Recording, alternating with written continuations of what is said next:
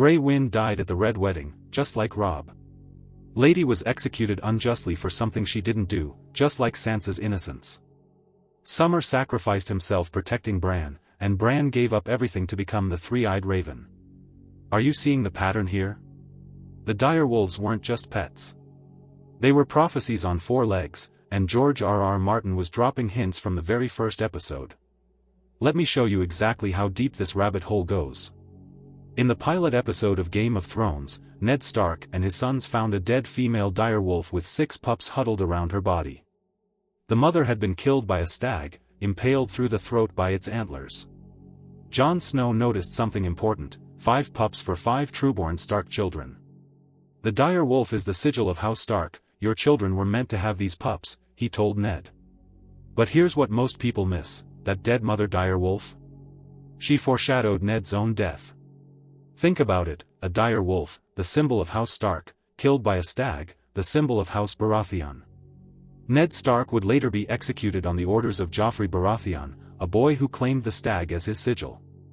The mother died, leaving 6 children without a leader. Ned died, leaving 6 children scattered across Westeros without their father. This wasn't an accident, this was George R.R. Martin telling us exactly what was coming, and we didn't even know it yet. Each Stark child bonded with their direwolf. Robb named his Grey Wind because of how fast he could run. Sansa called hers Lady because she dreamed of being a proper lady. Arya named hers Nymeria after a legendary warrior queen. Bran chose Summer, hoping for warmth and light. Rickon went with Shaggydog, perfectly matching his wild nature, and Jon, always the outsider, found Ghost, the albino runt, separated from the pack just like he was separated from the family as the bastard son. These names weren't random, every single one was deliberate foreshadowing. Let's start with Lady, because she was the first to die, and her death set the tone for everything that followed. After Arya's direwolf Nymeria bit Joffrey to defend Arya, Cersei demanded that Nymeria be executed. But Arya had already sent Nymeria away to save her life. So Cersei decided that Lady would die instead. Sansa's gentle, well-behaved direwolf, who had done absolutely nothing wrong, was executed for a crime she didn't commit. Ned Stark carried out the execution himself, knowing that a beast of the North deserved better than to be butchered by Lannister men. In the books, this happens at the exact same moment that Bran wakes from his coma. The timing is significant. Lady's death marked the death of Sansa's Innocence and the beginning of her nightmare in King's Landing. Sansa had named her direwolf Lady because she wanted to be a proper lady, to marry a prince, to live the life of a noble woman in the South. Lady's death symbolized the death of that dream. Everything Sansa thought she wanted was ripped away from her. She would spend years as a prisoner, married off against her will, her identity stripped away as she became a Lane Stone. Here's the thing though, while Lady died, something interesting happened to Sansa. She lost her connection to her Stark identity early on, but she survived. She learned to play the Game of Thrones. By the end of the series, Sansa became queen in the North, the exact position Robb held before his death. She reclaimed her identity, but she did it without her direwolf. Lady's early death foreshadowed that Sansa would lose her innocence and be separated from her Stark roots, but it also showed that she could survive without magic, without warding abilities, using only her intelligence and resilience. Now let's talk about Grey Wind and Robb, because this is where things get really dark. Grey Wind was Robb's shadow throughout the War of the Five Kings. He fought beside Robb in battle. At the Battle of Oxcross, Grey Wind snuck into the Lannister camp, killed sentries, and scared their horses, helping Robb win a crushing victory. The bond between them was so strong that Lannister soldiers spread rumors that Robb commanded an army of wolves. Jaime Lannister, one of the greatest knights in Westeros, couldn't hide his fear when he was face to face with Grey Wind as Robb's prisoner. But Grey Wind sensed something wrong at the twins. Before the Red Wedding, the direwolf grew restless, howling and trying to escape his pen. The books make this even clearer. Grey Wind didn't like the smell of certain people, particularly Lady Cybele Spicer and her son Ser Rolf. Catelyn urged Robb to trust Grey Wind's instincts, telling him that the direwolves were more than just animals, that perhaps the gods had sent them. But Robb ignored the warning. He was trying to make peace with Walder Frey after breaking his marriage oath, so when Frey demanded that Grey Wind be kept away from the wedding feast, Robb agreed.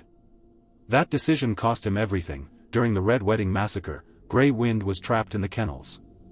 According to Merritt Frey in the books, when someone tried to release him, Grey Wind killed 4 Frey wolfhounds and tore the arm off the kennel master before crossbowmen shot him down. He died fighting, just like Robb. But then the Freys did something truly horrific.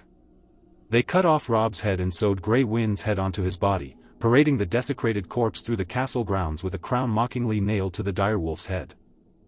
Grey Wind's death mirrored Robb's fate perfectly. Both were betrayed by people they trusted, both died at the Red Wedding, killed by crossbows. Both were young kings who never got to fulfill their potential. The grey color of his fur matched the Stark colors.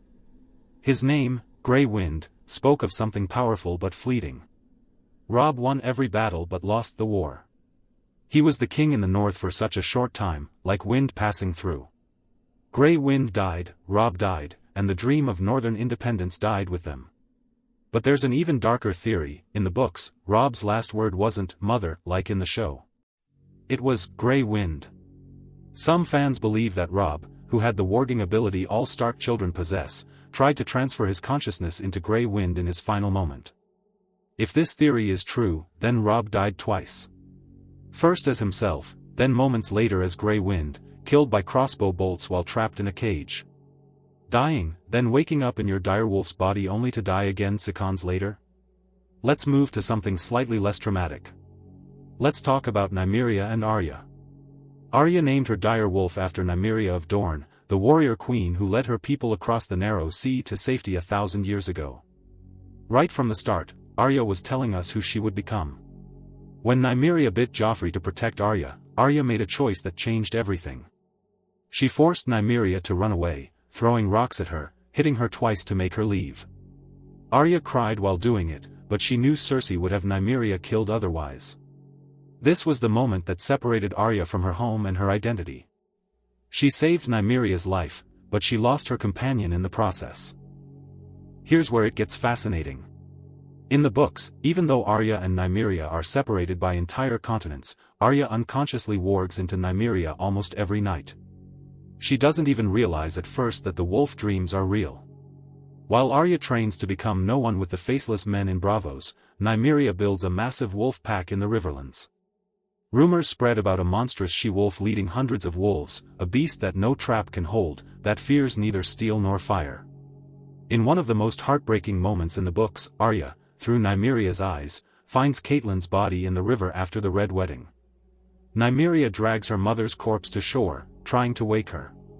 When horsemen approach, the dire wolf flees, but the Brotherhood without banners finds Catelyn's body and resurrects her as Lady Stoneheart. Arya doesn't consciously remember this, but she knows her mother is dead because of what Nymeria showed her. When Arya and Nymeria reunited in Season 7 of the show, Arya asked Nymeria to come home to Winterfell. But Nymeria turned away, choosing her pack and her freedom instead. Arya smiled and said, "That's not you." It was a callback to Season 1 when Ned Stark told Arya about the life of a proper lady, and Arya responded, "That's not me." Just like Arya refused to be tamed by society's expectations, Nymeria refused to return to domestication. They were both wild creatures now, survivors who made their own rules. Nymeria's story foreshadowed Arya's journey perfectly. She went from a noble girl to a warrior who commanded death itself, who led her own pack in a way. Just as Nymeria left Westeros behind in spirit, creating something new, Arya left her noble life behind, became a faceless man, and eventually sailed west of Westeros to discover what was beyond the known world. The warrior queen and her dire wolf, both refusing to be anyone's pet. Now we need to talk about Bran and Summer. Bran named his dire wolf Summer because after he fell from that tower and lost the use of his legs, he was living through a long, dark winter. He wanted to remember warmth and light and hope. Summer became Bran's legs in more ways than one. When Bran discovered he could warg into Summer, he could run again, hunt again, feel alive again. Summer saved Bran's life multiple times. When an assassin tried to kill Bran in his bedroom, Summer tore out the man's throat. Throughout Bran's journey north of the Wall, Summer protected him. The bond between them went beyond normal pet and owner. Summer was literally an extension of Bran's consciousness. But in Season 6, when the Night King attacked the Three-Eyed Raven's cave, Summer made the ultimate sacrifice. He charged at the army of whites, fighting to give Bran time to escape. Summer died buying those precious seconds. And what did Bran do? He became the three-eyed raven, which meant he had to give up being Bran Stark. He had to sacrifice his humanity, his emotions, his personal desires. Summer died so that Bran could become something else entirely. Summer's death symbolized the end of Bran's hope for a normal life. The warmth and light that the name represented was extinguished. Bran would never walk again, he would never be a knight, he would never have a family. He became the three-eyed raven, a being who sees everything across time but feels nothing. Summer died, and so did the boy who named him. What remained was something ancient and cold and knowing. Some might argue that when Summer died, Bran died with him.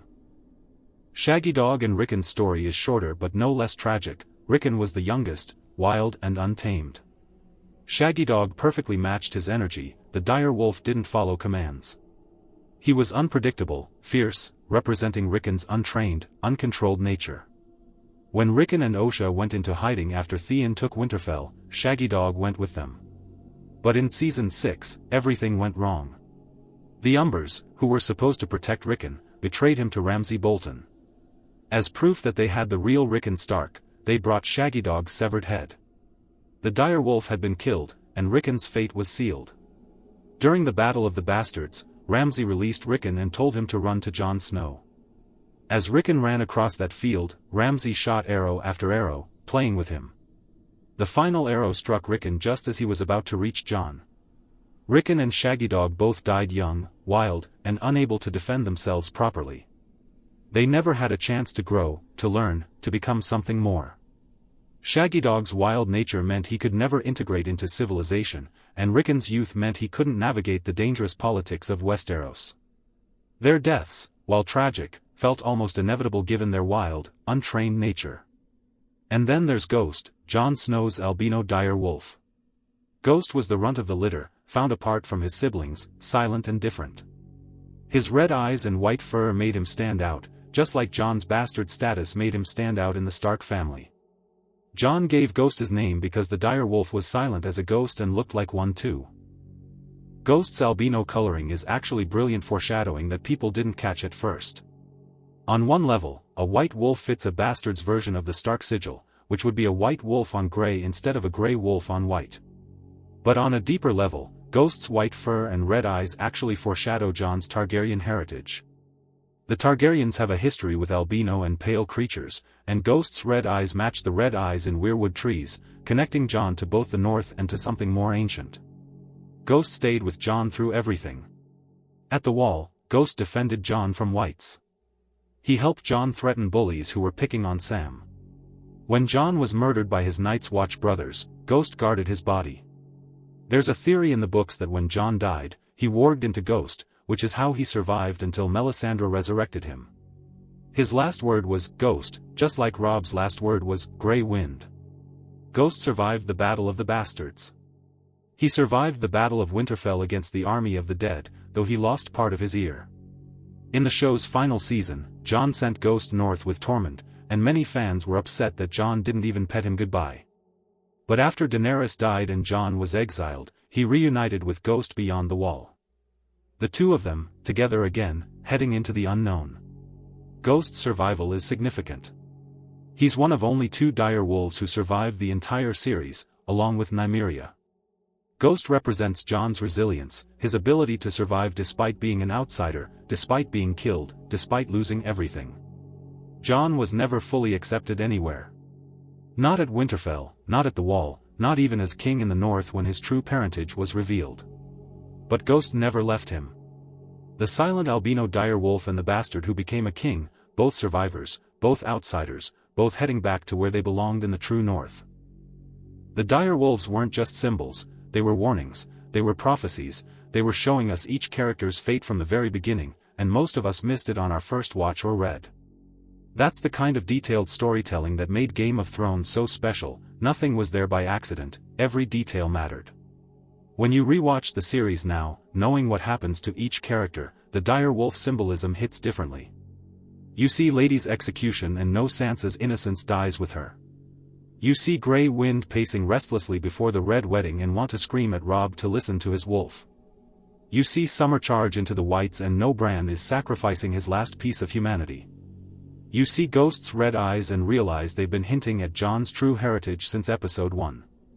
George R.R. Martin is famous for his foreshadowing, for planting seeds that don't bloom until books or seasons later. But the Direwolves might be his masterpiece of foreshadowing. 6 magical creatures bonded to 6 children, each one a mirror and a prophecy. They showed us winter was coming for House Stark in more ways than one. They showed us who would survive and who wouldn't. They showed us that the lone wolf dies but the pack survives, except when the pack is torn apart, then even the wolves die. This is why people are still analyzing these books and this show years later. Because there are layers upon layers of meaning. Because George R.R. Martin doesn't waste a single detail. Because when you go back and reread or rewatch, you find new connections, new foreshadowing, new prophecies you missed the first time. The Stark children were meant to have those direwolf pups. Jon knew it when he convinced Ned to let them keep the wolves. The direwolves were sent by the old gods, or by fate, or by the author who created this entire world. They were there to guide the Stark children, to protect them, to warn them, and ultimately to show us exactly what would happen to each of them. If this video just blew your mind and made you want to rewatch the entire series looking for more hidden details, then I've done my job. Support. I'm trying to grow this channel to 100,000 subscribers. If you want more deep dives into Game of Thrones symbolism, more theories, more hidden details that you missed, hit that subscribe button. Drop a comment telling me which direwolf story hit you the hardest. Was it Grey Wind's tragic end? Lady's unjust death? Or Ghost's quiet loyalty? More videos like this are coming. More secrets hidden in plain sight. More prophecies we all missed. Don't miss out. Subscribe now, and let's uncover all the hidden meanings in Game of Thrones together. Winter came for the Starks. Let's make sure we understand exactly how and why.